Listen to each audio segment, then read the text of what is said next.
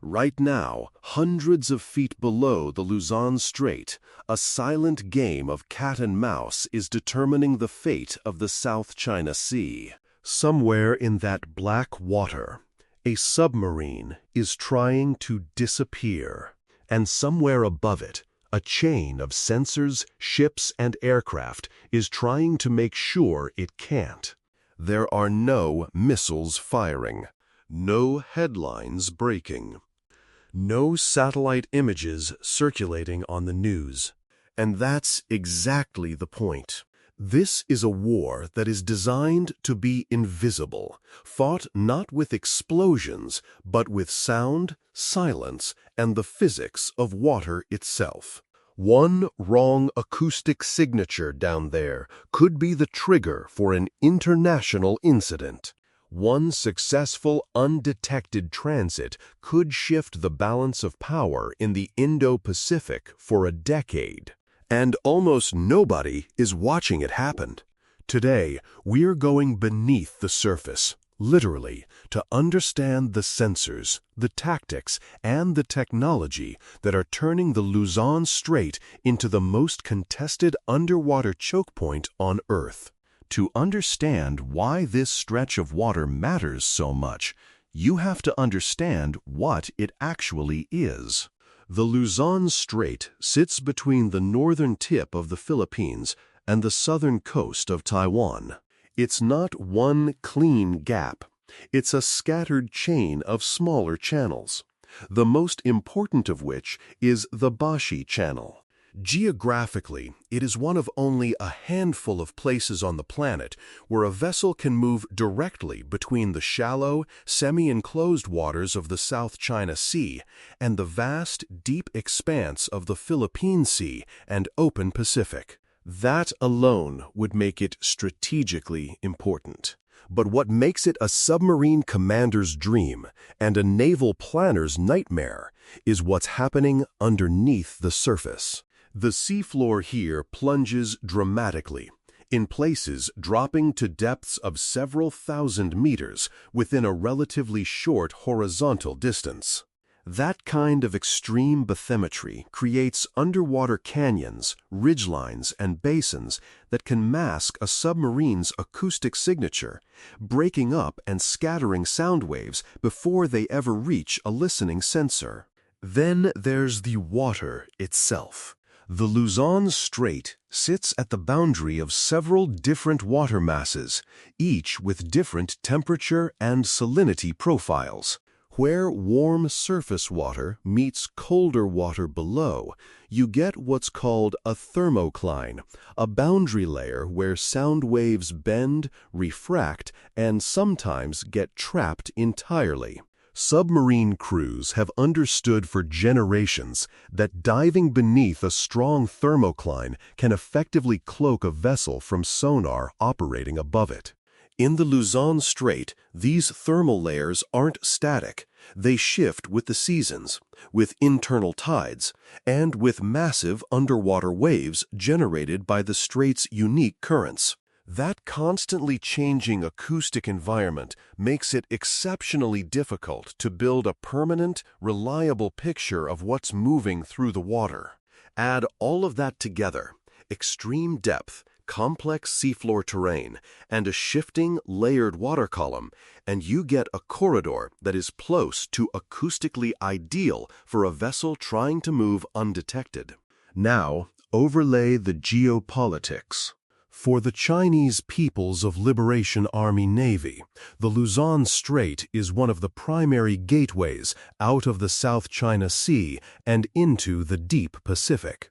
A submarine based on Hainan Island that wants to reach open ocean, where it can patrol undetected, threaten distant sea lanes, or position itself as part of a broader deterrent posture, has to pass through this bottleneck, or one of the few others like it, to get there. For the United States, Taiwan, Japan, and the Philippines, that same bottleneck is an opportunity.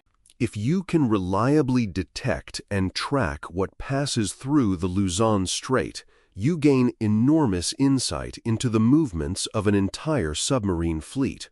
insight that would otherwise require patrolling a coastline thousands of kilometers long. That's the trade sitting at the heart of this entire story. One side needs the strait to remain silent. The other side needs it to talk. And as regional tensions in 2026 continue to sharpen over Taiwan, over disputed reefs and shoals, over freedom of navigation, this narrow geographic gap has become one of the most heavily surveilled and actively contested pieces of ocean on the planet. This isn't a hypothetical arms race. It's happening in real time, largely out of public view, in water that almost none of us will ever see. So, how do you actually watch water that's designed to hide things? The answer starts with a technology that dates back to the Cold War, but has been quietly modernized into something far more capable: fixed underwater listening networks. These systems work on a simple principle. Submarines, no matter how quiet, are never perfectly silent. Engines vibrate. Propulsors churn. Pumps cycle. Hulls flex under pressure. Every one of those actions generates sound, and that sound travels through water far more efficiently and far further than it does through air. Fixed ocean surveillance sensors are essentially permanent microphones anchored to the seafloor or suspended at specific depths, built to catch exactly those faint mechanical whispers and relay them back to shore for analysis. What's changed isn't the basic concept. It's the sophistication of what these networks can now detect and how quickly they can process it. Newer generations of these seafloor arrays, sometimes described informally as smart distributed sensor chains, are believed to be threaded through the Bashi Channel and the broader Luzon Strait approaches. Rather than a handful of isolated listening posts, the goal is a continuous acoustic curtain, a net with as few gaps as possible for a transiting submarine to slip through unnoticed. But raw sound alone isn't enough. The ocean is an incredibly noisy place, even without a single submarine in it. Whales, shrimp colonies, shipping traffic, storms, and underwater seismic activity all generate their own acoustic signatures, and a human listener trying to pick a submarine's whisper out of that chaos would be overwhelmed almost instantly. This is where artificial intelligence has quietly transformed the entire discipline of underwater surveillance. Modern acoustic processing systems are trained to recognize the specific rhythmic signatures produced by different propulsion systems, including the distinctive pattern created by modern pump-jet propulsors, which were originally designed to be quieter than traditional propellers, but still generate identifiable acoustic fingerprints once you know what to listen for. AI-driven classification systems can now sort through enormous volumes of ambient ocean noise in near real time, flagging the mechanical patterns that don't belong among the biological ones, and doing it far faster and more consistently than a team of trained sonar operators working around the clock. Fixed networks, though, have one obvious weakness: they're fixed. Once their general location is known or suspected, an adversary can study their coverage gaps, adjust routes, or develop countermeasures specifically tuned to avoid them. That's why the picture doesn't stop at the seafloor. Layered on top of these stationary grids is a growing fleet of mobile detection platforms, most notably unmanned surface vessels equipped with towed sonar arrays. These autonomous or remotely operated craft can patrol specific stretches of the strait for extended periods, moving their listening position in ways a fixed sensor never could. and acting as persistent digital sentries that complicate any attempt to map and exploit gaps in the static network. Together, the fixed grid and the mobile patrol layer form something closer to a living surveillance system than a simple wall of microphones, one that's constantly being refined based on what it detects and constantly being tested by everyone trying to get past it. None of this technology operates in a vacuum. On the other side of this contest are submarine crews actively working to defeat it, and their tactics are just as sophisticated as the sensors trying to catch them. The most fundamental technique is what's sometimes informally called crawling, moving at extremely low speed to minimize the mechanical noise a vessel generates. A submarine running at high speed is louder, generates more turbulent flow noise around its hull, and is dramatically easier to detect. By slowing to a crawl, commanders sacrifice speed and transit time in exchange for acoustic invisibility, deliberately timing their movement through the strait to exploit the complex internal waves and salinity gradients we talked about earlier, using the ocean's own natural chaos as cover. Route selection matters just as much as speed. Submarine crews study the seafloor terrain in extraordinary detail, using known canyons, ridgelines, and depth contours to mask their acoustic signature from sensors positioned above or to the side. A vessel hugging a canyon wall or running beneath a particularly strong thermal layer is presenting a much harder target than one moving through open, uniform water. Then there are the more active countermeasures.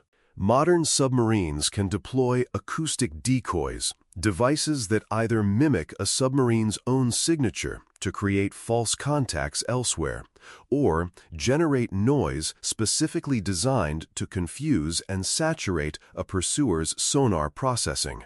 Acoustic masking techniques, including specialized hull coatings that absorb rather than reflect active sonar pings, are designed to reduce the strength of any return signal, making a submarine appear smaller, further away, or simply invisible to systems that rely on bouncing sound off a target. On the detection side, one of the most effective tools remains one of the oldest in concept, even as its execution has modernized dramatically: the sonobuoy. Maritime patrol aircraft, long-range planes built specifically for anti-submarine warfare, can drop patterns of these expendable sonar buoys across a wide area, creating a temporary listening grid far more flexible than any fixed seafloor installation. Because aircraft can reposition almost instantly, they're able to respond to a suspected contact by dropping a denser buoy pattern around a specific area, effectively trying to box a submerged vessel in. This creates what's genuinely one of the highest-stakes games of tag in modern military technology. As sonobuoy patterns close in around a suspected contact, a submarine commander is forced into a brutal choice: hold perfectly still and hope the pattern misses, or make a course correction to escape the tightening net, a correction that, if picked up by even one buoy, can reveal a bearing, a speed, and ultimately a location. Every maneuver is a calculated risk, weighed against everything the crew knows about the sensors hunting them, and everything the hunters know or are guessing about the submarine's likely behavior. It's a contest, fought almost entirely in probabilities and inference, played out in total darkness, hundreds of meters underwater, with no room for a second mistake. There is no radar to glance at, no visual confirmation, no simple readout that says friend or foe, safe or exposed. Every decision is built on fragments, a faint tonal shift in a headset, a probability curve on a screen, a gut instinct built from years of training. And unlike almost every other form of modern warfare, there is rarely a clear ending. A submarine that successfully evades detection doesn't get a victory announcement. It simply disappears back into the noise, its transit unconfirmed, its success measured only in the absence of an alert that never comes. What makes the Luzon Strait such a compelling case study right now isn't just that this contest exists, it's how fast both sides of it are evolving.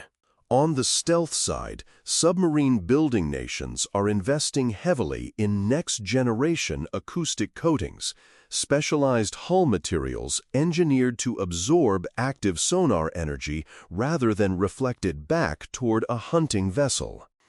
Every improvement in coating technology effectively shrinks a submarine's acoustic footprint, forcing detection systems to work harder to achieve the same result they used to get for free.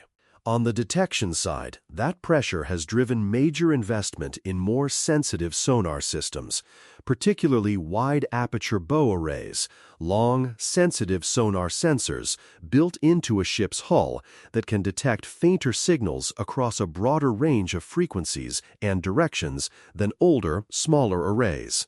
It's a direct technological back and forth. Better absorption on one side pushes better sensitivity on the other, and neither advantage tends to last very long. But perhaps the most significant shift underway isn't acoustic at all. For decades, nearly all submarine detection relied on sound in some form.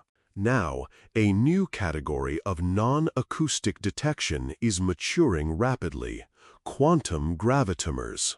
These instruments don't listen for a submarine, they measure it.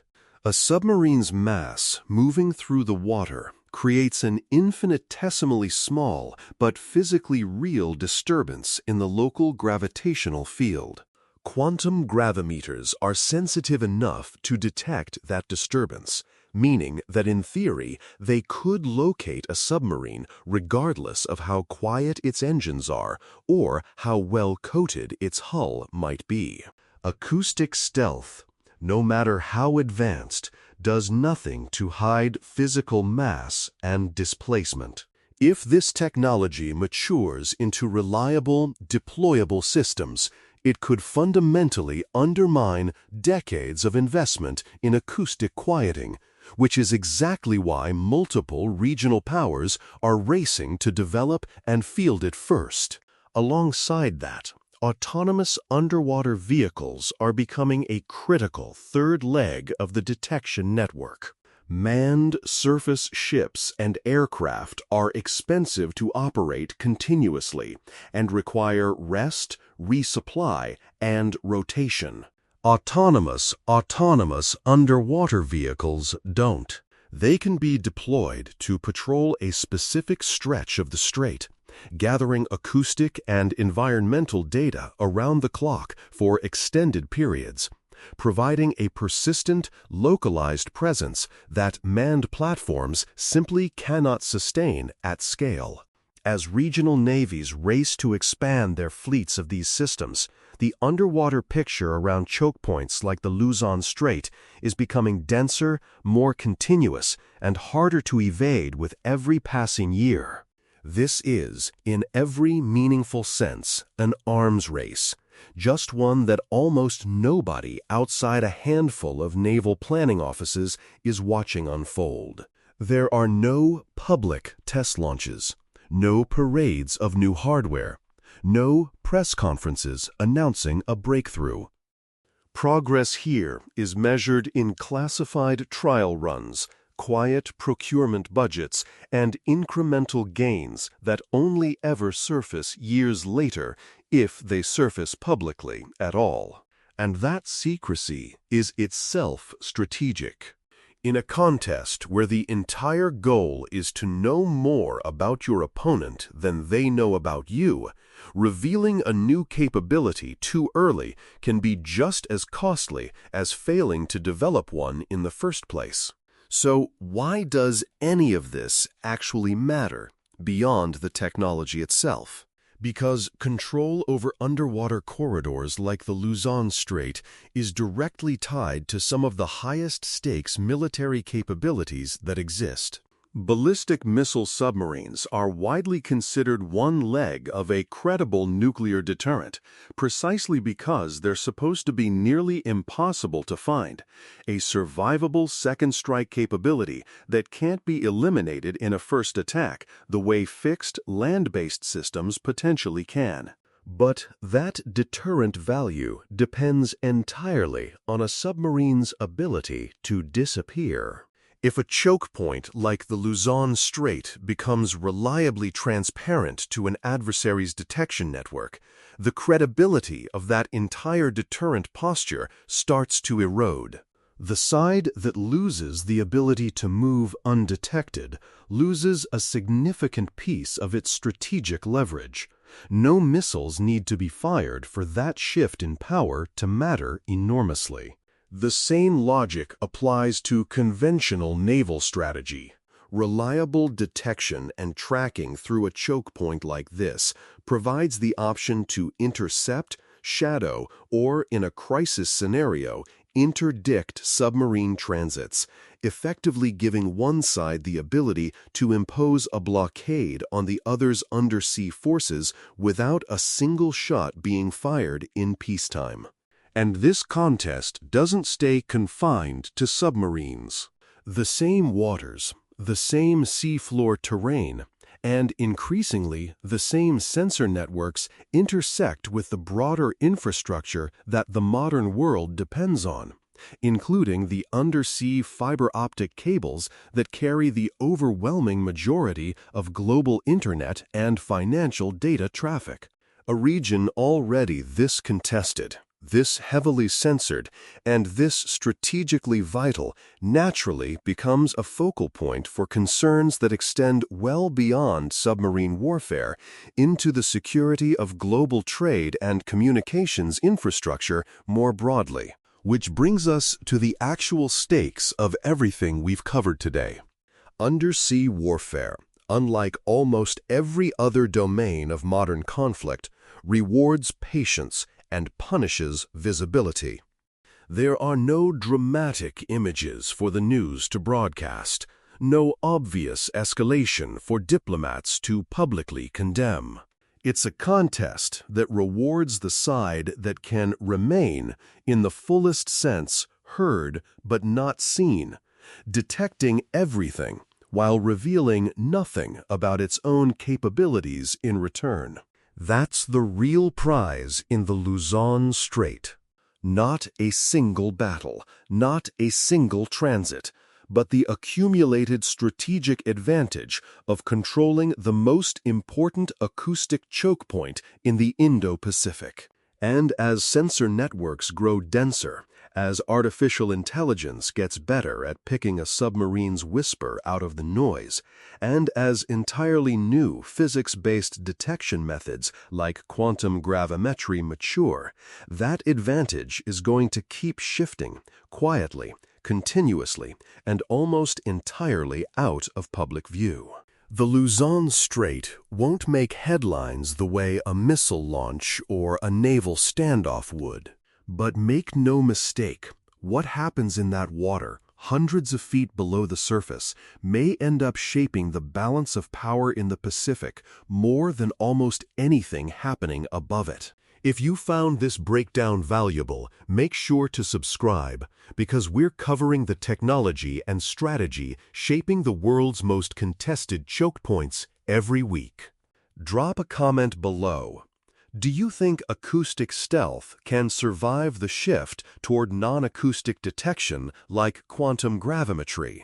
Let's discuss it down there. See you in the next one.